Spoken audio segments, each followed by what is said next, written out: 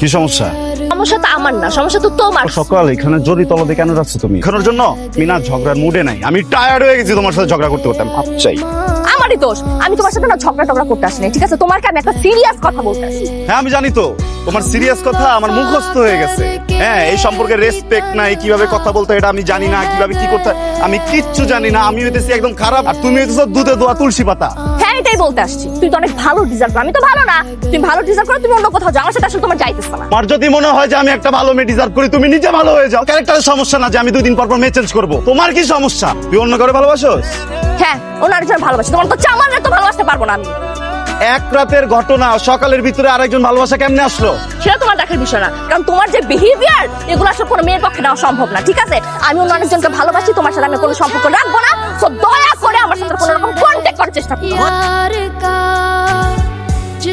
কিরে এখানে কি করিস? তুমি এমনটা কিভাবে করলা? আমি কি করলাম? আমি না আমার আপন ভাইয়ের কাছে এটা কখনো আশা করিনি। আরে বাবা আশা করিসনি মানে কি আশা করিসনি? তুমি জানো কয়েকদিন আগে যে আমার ব্রেকআপ হয়েছে, আমি ভয়ঙ্কর ডিপ্রেশনে ছিলাম, বুঝতে পারতেছিলাম না আমি কি করব। আমি ভাবছিলাম যে আমার মনে হয় জীবনটা শেষ হয়ে যাবে। এমন সময় আমার মনে হইলো যে না, আমার তো একটা ফ্যামিলি আছে, একটা বড় ভাই আছে, একটা মা আছে। ওদের কাছে যাব, ওদেরকে বুঝায় বলবো, ওরা আমার একটা হিল করতে খুব সাহায্য করবে। কিন্তু দেখো আমার বড় ভাইয়ের হাতে তো ওই সময় নাই। আমার বড় ভাই তো বিয়ে করে বাজায় বউ নিয়ে আসছে। কাকে বলবো বলো? তুমি যখন ব্যস্ত থাকবে তখন বউকে নিয়ে যাও, এখানে সময় নষ্ট করো না। নিচে তোমার বউ অপেক্ষা করতেছে, তখন চলে যাও। তুই প্রেম করলি কবে? তোর ব্রেকআপ হইলো কবে? আমি তো কোনো কিছুই জানি না। আমাকে তুই বলছিস কখনো বল?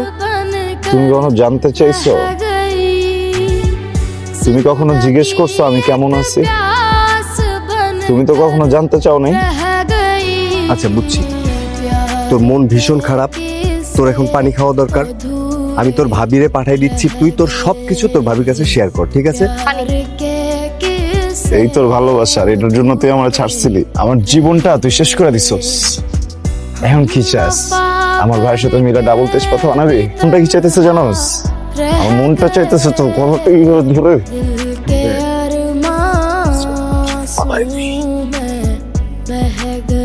এরপর থেকে আমার ভাবি ডাকবি আর ভাবির সম্মানটা দিবি।